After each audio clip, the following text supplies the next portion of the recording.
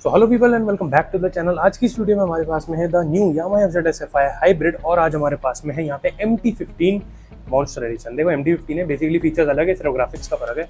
तो आज की इस वीडियो में हम करने वाले detailed comparison between the Yamaha FZ-SFI hybrid and the MT-15। तो भाई वीडियो स्टार्ट करने से पहले very very special thanks to Aakad Yamaha Sikar road, जिन्होंने आज मुझे दोनों ही गाड़ियां प्रोवाइड करी है शूट करने के लिए। अगर आप जयपुर में रहते हो और आप यामाहा का कोई भी प्रोडक्ट लेना चाहते हैं तो एक बार से आकड़ यामाहा जरूर विजिट करना। इनके टोटल 3 शोरूम है, जिनके मैं आपको जो पिन लोकेशन है, एड्रेस विद फोन नंबर नीचे डिस्क्रिप्शन में दे दूंगा। तो आप शोरूम पे आइए, अपनी फेवरेट बाइक देखिए, बुक कीजिए एंड बेस्ट प्राइस पर लेके जाइए। चलो भाई लेट्स स्टार्ट। तो भाई फ्रंट से शुरुआत करें तो दोनों का फ्रंट देखने में बिल्कुल ही आपको अलग देखने को मिलता है। इसके अंदर आपको काफ़ी ब्रॉड लुक्स मिलती है, काफ़ी बड़ी बड़ी लुक्स मिलती है। इसके अंदर आपको स्लीक और शार्प डिज़ाइन के हिसाब से आपको इसका लुक देखने को मिलेगा। इसकी हेडलाइट की बात करें तो इसके अंदर आपको रिफ्लेक्टर बेस्ड LED मिलती है, ऊपर लो बीम, नीचे हाई बीम, साइड में DRL है, जिनका की जो ग्लो है वो थोड़ा सा सटल सा मिलता है आपको। जैसे कि आप देख सकते हैं, ज़्यादा ब्राइट भी नहीं है, ये अभी शोरूम के अंदर है इसलिए आपको थोड़ी ज़्यादा ब्राइट लग रही होगी। बट जैसे आप बाहर जाओगे रोड वगैरह पे तो आपको इतनी ज़्यादा ब्राइट नहीं मिलेगी, दिखेगी बट काफ़ी सटल ग्लो है इसका। उसकी जगह अगर हम MT की बात करें तो इसके अंदर यहाँ पे आपको बड़ी बड़ी ट्विन स्प्लिट में LED DRL देखने को मिलती है। और अगर इसकी चाबी ऑन करूँ तो आप देख सकते हो कितनी ज़्यादा ब्राइट है, काफ़ी आपको ब्राइट देखने को मिलती है। हेडलाइट की अगर हम बात करूँ तो इसके अंदर आपको प्रोजेक्टर हेडलाइट मिलती है, जिसका कि थ्रो फोकस एंड जो ब्राइटनेस है वो बहुत ही बढ़िया है। Projector is always better. तो वही हेडलाइट के मामले में मैं ये कहूँगा कि MT आपकी इससे बेटर है। फ्रंट इंडिकेटर्स की बात करूँ तो इसके अंदर आपको यहाँ पे साइड माउंटेड मिलते हैं, LED इंडिकेटर्स मिलते हैं। इसके अंदर जो आपके इंडिकेटर है वो टैंक पे माउंट हो जाते हैं, ये भी LED है। और इसके अंदर आपको थोड़ा अंदर ऐसा थोड़ा डिजाइन सा भी मिलता है। और इसके जो आसपास जो ये ग्रिल है, इसके अंदर आपको ऐसी ब्लैक क्रोम या पियानो ब्लैक फिनिश देखने को मिलती है, जो कि काफ़ी अच्छी लगती है। ठीक है, हेडलाइट्स के साइड्स में बात करें, यहाँ पे आपको बॉडी कलर्ड एक पैनल मिलता है जो कि काफ़ी अच्छा लगता है। इसके अंदर आपको जो इसकी DRL है, इसके बगल में बॉडी कलर्ड पार्ट मिलते हैं जो कि काफ़ी अच्छे लगते हैं देखने में। और ये वाला जिससे आपको नॉर्मल आपको प्लास्टिक मिलती है। फ्रंट सस्पेंशन की बात करें तो उसके अंदर आपको नॉर्मल 40 mm के टेलीस्कोपिक फोक्स मिलते हैं, जिनकी जो शोल्डर कंफर्ट है बहुत अच्छा है। ओवरऑल राइडिंग में, हैंडलिंग में बहुत अच्छे हैं वो। यहाँ पे आपको अपसाइड डाउन टेलीस्कोपिक फोक्स मिलता है। इनका जो साइज़ है देखने में आप देख सकते हो, जो इनका नीचे वाला सिलेंडर है ऑलमोस्ट सेम लगता है। तो 40-41 mm के ये भी होने चाहिए। तो ऑलमोस्ट जो इनका साइज़ है वो सेम है, बस this is USD and that is normal telescopic focus. तो जो आपकी कटिंग है, जिसको बोलते हैं ना एकदम शार्प टर्न्स आप लेते हो, उसके अंदर ये थोड़ी सी बेटर होगी उससे। ठीक है, फ्रंट ब्रेक की बात करें, दोनों में ही आपको 282 mm की डिस्क ब्रेक मिलती है विद ट्विन पिस्टन कैलिपर। दोनों में ही आपको फाइबर के कैलिपर्स देखने को मिलते हैं। MT-15 में आपको डुअल चैनल ABS आता है, FZ-SFI हाइब्रिड में सिंगल चैनल ABS ही आता है। और दोनों में आपको ट्रैक्शन कंट्रोल भी देखने को मिलता है। ठीक है, फ्रंट व्हील की बात करें, दोनों में ही आपको 17 इंचेस के अलॉय मिलते हैं। टायर साइज की बात करें, दोनों में सेम है, 100/80 R17 दोनों के सेम टू सेम आपको टायर मिलते हैं। और टायर की जो क्या बोलते हैं टाइप की बात करें, वो भी दोनों में सेम ही मिलते हैं। शायद दोनों में ही आपको सिटी टरेन टायर देखने को मिलते हैं। ठीक है, साइड से अगर आप टैंक की बात करोगे तो उसके अंदर काफ़ी फर्क है। MT-15 में आपको कुछ ऐसा टैंक मिलता है जो कि काफ़ी पार्ट्स में है। ओवरऑल देखा जाए तो छोटा टैंक है, यहाँ पे आप देखोगे एक अलग पार्ट है, ये थोड़ा सा छोटा पार्ट है। और यहाँ से नीचे तक इधर ऐसे एक्सटेंड होता है और यहाँ पे आपको MT की ऐसे बैजिंग मिलती है। तो ओवरऑल अच्छा है। और ये क्योंकि मॉन्स्टर एडिशन है तो इसके अंदर जो इसका लोगो है, इसके अंदर आपको ऐसा गोल्डन सा वो मिलता है इंसर्ट, वरना ये सिल्वर आता है, जैसे कि आपको यहाँ पे FZ-SFI के अंदर लोगो मिलता है। ठीक है, इसके टैंक की बात करें तो काफ़ी ब्रॉड लुक देखता है। फ्रंट से भी अगर आप देखेंगे तो काफ़ी ब्रॉड लुक देता है एज कम्पेयर टू MT। इसके अंदर काफ़ी स्लीक लुक आती है आपको। साइड से अगर मैं बात करूँ स्टिकरिंग की, तो यहाँ पे आपको कुछ इस टाइप की स्टिकरिंग मिलती है, जो यहाँ से लेके यहाँ तक एक्सटेंड होती है और फिर नीचे भी इधर एक्सटेंड होती है। इसके अंदर FZ-S की बैजिंग मिलती है आपको, यहाँ पे FI हाइब्रिड, ये सारी चीज़ें आपको इसके अंदर नहीं लिखा हुआ मिलता है। और ये है आपका यहाँ पे बॉडी कलर्ड पैनल। ठीक है, साइड्स की अगर मैं बात करूँ तो MT की हमने यहाँ तक बात करी थी, MT यहाँ पे लिखा हुआ है। उसके अलावा यहाँ पे आपको कुछ इस टाइप का वो पार्ट मिलता है, ये थोड़ा सा टेक्सचर्ड है तो काफ़ी अच्छा लगता है देखने में। और ये इसका मेन चेसिस का पार्ट है, कोई अलग प्लास्टिक नहीं है, दिस इज चेसिस। ठीक है, और ये पीछे तक ऐसे एक्सटेंड होता है और यहाँ पे आपको NEOS की बैजिंग मिलती है और थोड़ा सा ऐसा प्लास्टिक पार्ट आपको देखने को मिलता है। और ये है इसका साइड में ग्रैब रेल छोटा सा ये वाला। वहीं पे अगर हम इसके साइड्स की बात करें तो यहाँ पे आपको पीछे से प्लास्टिक वाला पार्ट मिलता है और यहाँ पे आपको पियानो ब्लैक फिनिश मिलती है। अब इसके ऊपर यार थोड़ी सी है ना स्क्रैचेस पड़ सकते हैं अपनी पैंट से साइड में लग के, तो ये थोड़ा सा आपको इसका ध्यान रखना पड़ेगा। मैं कहूँगा इस पर PPF करा लेना। उसके बाद में यहाँ पे आपको प्लास्टिक का पार्ट मिलता है और इधर थोड़ा सा टेक्सचर मिलता है। पीछे पियानो ब्लैक फिनिश में आपको ये वाला पार्ट मिलता है, ये भी प्लास्टिक है, ये पूरी फाइबर है और उसकी भी पूरा टैंक आपको फाइबर का मिलता है। तो मेटल में सिर्फ आपको चेसिस और बाकी व्हील वगैरह मिलते हैं, बाकी इट इज़ मोस्टली फाइबर। जो बॉडी पार्ट्स है वो फाइबर है। इसी ग्रैब रेल की बात करें, आपको काफ़ी बड़ा सा स्टर्डी सा ग्रैब रेल मिलता है जो कि बहुत बढ़िया है। दोनों के रियर लुक की अगर मैं बात करूँ तो दोनों में आपको काफ़ी अलग रियर लुक मिलता है, बट जो इनकी टेल लाइट और टर्न इंडिकेटर्स है वो सेम है। इसके अंदर आपको ऐसी टेल लाइट मिलती है, इसके अंदर बिल्कुल सेम टेल लाइट मिलती है। टर्न इंडिकेटर्स LED आते हैं, इसमें भी सेम टू सेम LED आते हैं। Rear reflector, side reflectors, rear reflector, side reflector, बस थोड़ी सी प्लेसमेंट अलग है। और इसकी जो सीट है इसकी लेंथ आपको ज़्यादा मिलती है एज़ कम्पेयर टू दैट। उसके अंदर पिलियन के लिए ज़्यादा कुछ जगह है नहीं, बट यहाँ पे आपको पिलियन के लिए जगह जो है बहुत अच्छी मिलती है। कुशनिंग की अगर मैं बात करूँ तो काफ़ी अच्छी कुशनिंग मिलती है आपको इसके अंदर, काफ़ी डिसेंट अमाउंट ऑफ कुशनिंग मिलती है। इसकी कुशनिंग की बात करें तो ये थोड़ी सी स्टिफर साइड पे, इसके अंदर आपको कुशनिंग उतनी बेहतर नहीं मिलती जितनी आपको FZS FI हाइब्रिड में मिलती है। ठीक है, एक चीज़ मेरे को आपको बतानी है कि जैसे आप इसको यहाँ से ऑन करते हैं, एक बार मैं आपको रियर लाइट वगैरह का लुक बता देता हूँ। इसके अंदर आपको हैजार्ड का फंक्शन आता है एंड इसके अंदर भी आपको हैजार्ड का फंक्शन मिलता है। ठीक है, सो कुछ इस तरीके का लुक आता है पीछे से, हम देख सकते हो। और इसके नीचे आपको नंबर प्लेट की एलईडी लाइट मिलती है और इसके अंदर भी आपको एलईडी लाइट ही देखने को मिलती है। इन दोनों के अगर मैं रियर व्हील की बात करूँ तो दोनों में आपको सेम ही साइज का रियर व्हील मिलता है R17, बस टायर का फर्क है। उसके अंदर आपको 140/60 R17 मिलता है, इसके अंदर आपको 140/70 R17 मिलता है।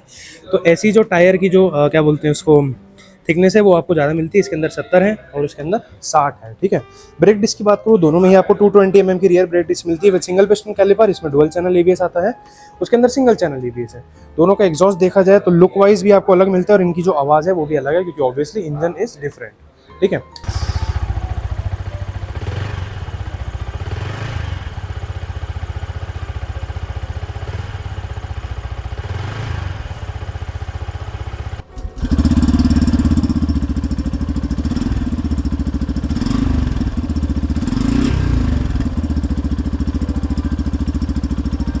ये है आपका पिलियन का फुट पैक, राइडर का फुट पैक और ये आपका रियर ब्रेक लिवर पेडल या जो भी आप कहना चाहें।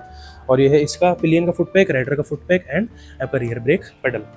MT में लेफ्ट साइड में pillion foot peg, rider foot peg और ये आपका गियर चेंज पेडल। इसके अंदर आपको 6 स्पीड का गियर बॉक्स आता है, एक नीचे बाकी 5 ऊपर। FZS FI हाइब्रिड में ये आपका पिलियन का फुट पैक, राइडर का foot pack, gear change pedal. इसके अंदर 5 स्पीड गियर बॉक्स आता है, एक नीचे बाकी 5 ऊपर। अब इंजन की बात हो ही रही है तो भाई FZS FI हाइब्रिड में आपको हाइब्रिड इंजन देखने को मिलता है जो कि 149 सीसी का एयर कूल्ड इंजन है जो कि 12.3 bhp की पावर एंड 13.2 Nm का टॉर्क जनरेट करता है। तो सिटी के हिसाब से मेरे हिसाब से it is more than enough. और इसके अंदर अब आपको हाइब्रिड का सपोर्ट आ गया तो थोड़ा सा जब आप कोई एक्सेलरेशन करोगे या पिकअप लोगे तब भी आपको थोड़ा सा पावर असिस्ट करेगा ये, तो उस मामले में काफ़ी सही रहेगा। MT-15 की अगर हम बात करें तो इसके अंदर आपको 155 सीसी का लिक्विड कूल्ड इंजन मिलता है जो कि 18.4 PS की पावर और 14.1 या 14.2 Nm का टॉर्क जनरेट करता है। तो भाई अगर आपको एक फास्ट और स्पीड वाली बाइक चाहिए तो आंख बंद करके भाई MT को लेना। अगर आप थोड़ी स्पीड और परफॉर्मेंस एक्सपेक्ट कर रहे हैं अपनी बाइक से तो भाई FZS इस मामले में आपको थोड़ा सा निराश कर देगी क्योंकि इसके अंदर पावर कम आती है। उसके लिए अगर आपको पावर ओरिएंटेड चाहिए तो MT-15 से बेस्ट बाइक आपके लिए कोई नहीं होगी 150 सीसी में। भाई टैंक वगैरह की बात करें तो टैंक में बीच में आपको ऐसा इसके अंदर प्लास्टिक पार्ट मिलता है कुछ इस टाइप का। इसके अंदर आपको टैंक की लिड मिलती है, की इसकी जो है टैंक पे माउंटेड है। दोनों की अगर मैं बात करूँ दोनों के दोनों सेम की मिलती है आपको, लुक वाइज बिल्कुल सेम टू सेम है जैसे कि आप यहाँ पे देख सकते हैं। देखो बिल्कुल सेम टू सेम, चाहे भी कुछ फर्क ऐसा नहीं है। इसके अंदर भी आपको पूरा प्लास्टिक का पार्ट प्लास्टिक का टैंक मिलता है, बीच में यहाँ पे आपको रेसिंग ब्लू फिनिश मिलती है। टैंक लिड जो है दोनों की ऑलमोस्ट देखने में सेम लगती है, बस यहाँ पे थोड़ा सा फर्क है, इधर ऐसे गोल गोल से डिजाइन है और यहाँ पे ऐसा इस टाइप का डिजाइन है, बाकी सेम चीज़ है। इसके टैंक कैपेसिटी की बात करूँ तो इसके अंदर आपको 13 लीटर का टैंक मिलता है जिसमें से 2 लीटर आपका रिजर्व फ्यूल है। और अगर मैं इसकी राइडिंग रेंज की बात करूँ तो क्योंकि हाइब्रिड है ये आपको 60-65 का माइलेज दे देगी। तो आप 650 से मतलब 650 भी नहीं 680 से 750 तक की राइडिंग रेंज बहुत आराम से इससे एक्सपेक्ट कर सकते हैं। ज़्यादा भी निकाल लेंगे आप माइलेज और बेटर निकालोगे तो इतनी तो बहुत प्यार से चल जाएगी। ठीक है, तो भाई अगर हम MT-15 के टैंक कैपेसिटी की बात करें तो इसके अंदर आपको 10 लीटर का टैंक मिलता है जिसमें से 2.2 लीटर आपका रिजर्व फ्यूल है और आपको माइलेज दे देगी अराउंड 48-52 के आसपास का माइलेज दे देगी क्योंकि हालांकि पावरफुल इंजन है और माइलेज भी आपको अच्छा देती है क्योंकि रिफाइनमेंट लेवल इसका काफ़ी अच्छा है। ठीक है, तो ये आपको इजीली इतना माइलेज दे देगी। और एक टैंक की राइडिंग रेंज की बात करूँ तो 480 से 530-520 की राइडिंग रेंज आप इससे आराम से निकाल लोगे। ठीक है, तो अगर हम MT-15 के हैंडल बार की बात करें तो काफ़ी अच्छा आपको हैंडल बार मिलता है, काफ़ी स्टडी मिलता है, ज़्यादा सच रेंज नहीं है बट ओवरऑल काफ़ी सही है। लेफ्ट साइड में ग्रिप आपको काफ़ी अच्छी मिलती है, साइड में आपको मेटेलिक से पार्ट मिलते हैं जो कि एक अच्छा लुक देते हैं। फिर इसके अंदर आपका जो क्लच है बहुत सॉफ्ट है क्योंकि इसके अंदर आपको स्लिपर एंड असिस्ट क्लच का फंक्शन मिलता है जो कि बहुत बढ़िया चीज़ है। बीच में यहाँ पे आपको ऐसे कुछ यामा वगैरह की ब्रांडिंग नहीं मिलती है। रियर व्यू मिरर की बात करें तो छोटे हैं भाई, वही कंप्लेंट जो है मेरी इससे और FZS से कि भाई जो मिरर है वो बड़े छोटे हैं। राइट साइड में आपका स्टॉप स्विच, किल स्विच और स्टार्ट स्विच एक में इंटीग्रेटेड है और यहाँ पे आपको जो आपके हैजार्ड लाइट है उसके फंक्शन देखने को मिलते हैं। और ये है आपका एक्सीलेटर, थोड़ी सी क्लिकिंग साउंड आती है और इसके अंदर भी थोड़ी सी क्लिकिंग साउंड आती है। और ये है आपका front brake reservoir, oil reservoir, ये आपका फ्रंट ब्रेक का लीवर। अब हम FZ-SFI के इसके अंदर आए तो यहाँ पे आपको सबसे पहले हाई बीम लो बीम का बटन मिलता है। उसके बाद में यहाँ पे आता है आपका हैजार्ड लाइट का फंक्शन। फिर ये बटन है आपके इंस्ट्रूमेंट क्लस्टर कंट्रोल करने के लिए। नीचे आपका टर्न इंडिकेटर और हॉर्न, ठीक है। इसकी ग्रिप की बात करें, अच्छा है। इसका क्लच भी है, काफ़ी सॉफ्ट है, क्योंकि अम्यूटर है तो क्लच सॉफ्ट है। हालांकि इसके अंदर आपको असिस्टेंट स्लीपर क्लच नहीं मिलता है देखने को। और हाँ भाई, इसके अंदर मैंने बताया नहीं, हाई बीम लो बीम का बटन आता है पास लाइट के साथ में, और इसके अंदर उल्टा है, हॉर्न ऊपर है और जो आपका इंडिकेटर है वो नीचे है, ठीक है। यहाँ पे बीच में आपको यामा का ऐसा लोगो मिलता है। इसके हैंडल पे ऐसा थोड़ा एक्स्ट्रा पार्ट दे रखा है इन्होंने, तो काफ़ी अच्छा लगता है वो। राइट साइड में किल स्विच और आपका जो स्टार्ट इग्निशन स्विच है वो एक में इंटीग्रेटेड है, जैसे कि आपको MT के अंदर मिलता है, ठीक है। और यहाँ पे इसके अंदर ऑटो स्टार्ट स्टॉप का फीचर आता है, जो कि आपको MT-15 में नहीं मिलता है। ये इसका फ्रंट ब्रेक ऑयल रिजर्वर और इसका फ्रंट ब्रेक का लीवर, जिसकी क्लिक अच्छी है, नाइस। अब आते हैं भाई इंस्ट्रूमेंट क्लस्टर पे। सबसे पहले इसके इंस्ट्रूमेंट क्लस्टर की बात करें तो यहाँ पे सबसे पहले आपको यामा का लोगो देखने को मिलता है। लेफ्ट साइड में लेफ्ट इंडिकेटर, हाई बीम, फिर आपका ऑटो स्टार्ट स्टॉप, न्यूट्रल और एक यहाँ पे डमी मिलती है आपको। राइट साइड में right indicator, engine check light और ABS की लाइट देखने को मिलती है। इसको हम ऑन करते हैं तो TFT डिस्प्ले है, पहले यामा लिखा आता है और फिर कुछ ऐसा सा इसका इंटरफेस आता है। अब ये भाई इसका थीम सेटिंग है, इसकी लाइटिंग सेटिंग है, इसको आप चेंज कर सकते हैं। सेटिंग्स में जाके इस वाले बटन को आप दबाएंगे तो सेटिंग्स में चले जाओगे। सेटिंग्स में इसके अंदर आपको म्यूजिक कंट्रोल, नेविगेशन कंट्रोल, फिर नोटिफिकेशन, वेदर, ये सारी चीज़ें देखने को मिलती है। सेटिंग में जाओगे, ट्रैक्शन कंट्रोल आप यहाँ से ऑन ऑफ कर सकते हैं। शिफ्ट इंडिकेटर मिलता है आपको, यहाँ पे आपको ऑन रखना है कि नहीं, आप कितने रेफ पे आपका शिफ्ट इंडिकेटर आना चाहिए, वो सारी चीज़ें मिलती हैं, ठीक है। उसके बाद में आप नीचे थीम सिलेक्ट पे आते हो, इसके अंदर आप थीम सिलेक्ट कर सकते हो, अलग अलग थीम है जो मैं आपको भी बताऊंगा। डिस्प्ले सेटिंग में अगर आप डे सिलेक्ट करोगे तो आपका जो पीछे बैकग्राउंड है वो व्हाइट रहेगा। अगर आप इसको नाइट कर दोगे तो जो आपका पीछे वाला बैकग्राउंड है वो ऐसे करके ब्लैक हो जाएगा, ठीक है। फिर और मेन तो इसके अंदर यही है। उसके बाद में अगर हम और उसकी बात करें, वहाँ पे आपको क्लॉक आती है, आप इसके अंदर अपने हिसाब से टाइम सेट कर सकते हैं, मैनुअल एडजस्टमेंट वगैरह, ठीक है। देन उसके बाद में हम यहाँ पे इन यूनिट में आते हैं। इधर आप डिस्टेंस चेंज कर सकते हो, किलोमीटर की माइल, नीचे आप फ्यूल कर सकते हो KMPL, या फिर आपको लीटर पर 100 किलोमीटर देखना है। एंड देन फिर नीचे टेम्परेचर आप सिलेक्ट कर सकते हैं, आपको केल्विन में देखना है कि फ़ारेनहाइट में देखना है, ओके। उसके बाद में यहाँ पे इन्फॉर्मेशन वगैरह है, ये चीज़ आपको छेड़ने की जरूरत नहीं है, नो नीड, ठीक है। उसके बाद में अगर हम इसके इस नॉर्मल फेशिया पे आए तो यहाँ पे ऊपर आपको मिलता है टाइम, ठीक है। इधर आपको मिलती है इसकी फ्यूल इंडिकेशन वार्निंग, ऊपर यहाँ पे आपके जो वाई कनेक्ट ऐप से उसके आइकन आते हैं, RPM मीटर, स्पीडोमीटर, TCS की warning, and this is your fuel gauge, और यहाँ पे आपकी इन्फॉर्मेशन आती है ओडोमीटर। और ये दोनों स्क्रीन पे आपको सेम इन्फॉर्मेशन दिखाता है, बस आप एक टाइम पे दो अलग अलग देख सकते हैं। और फाइनली यहाँ पे आपको गियर पोजिशन इंडिकेटर भी आता है।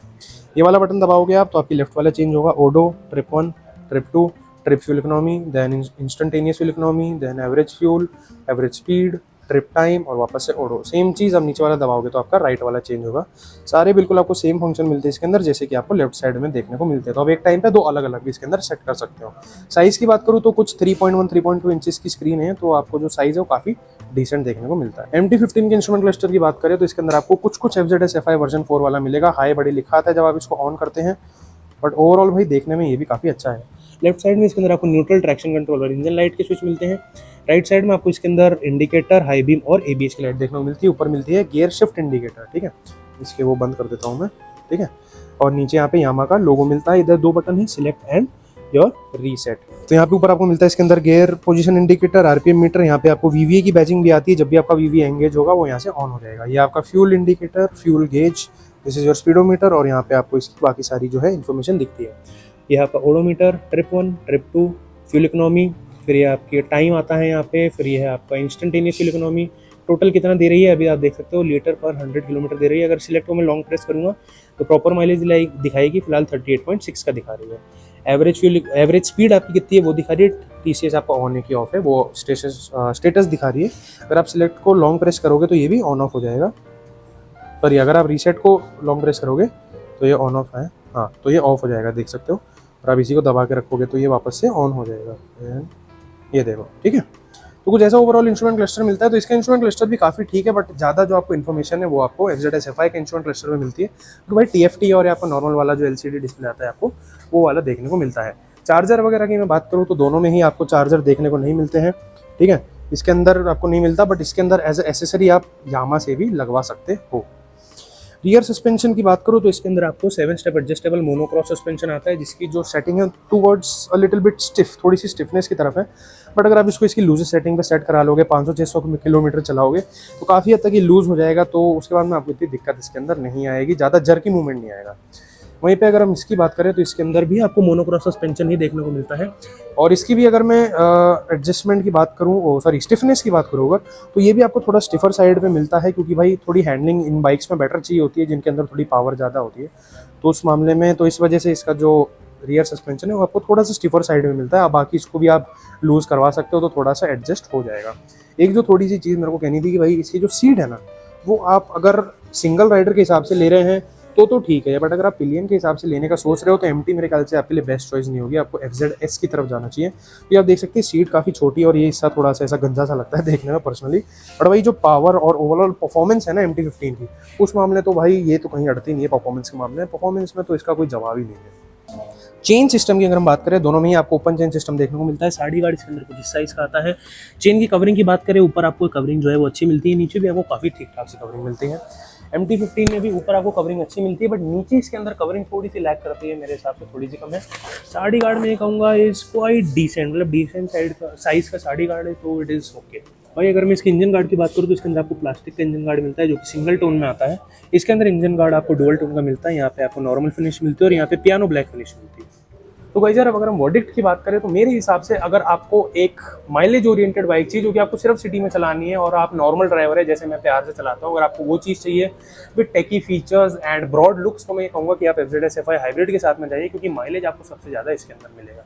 बट अगर आपको एक पावर ओरिएंटेड बाइक चाहिए, एक फन टू राइड बाइक चाहिए, एकदम जूम वूम वाली बाइक चाहिए, और अगर आपको उसके अंदर बेटर हैंडलिंग, बेटर रिफाइनमेंट सारी चीज़ें चाहिए, और अगर आपको स्लीक डिज़ाइन और शार्प डिज़ाइन चाहिए, तो मैं कहूँगा कि आप MT-15 के साथ में जाइए।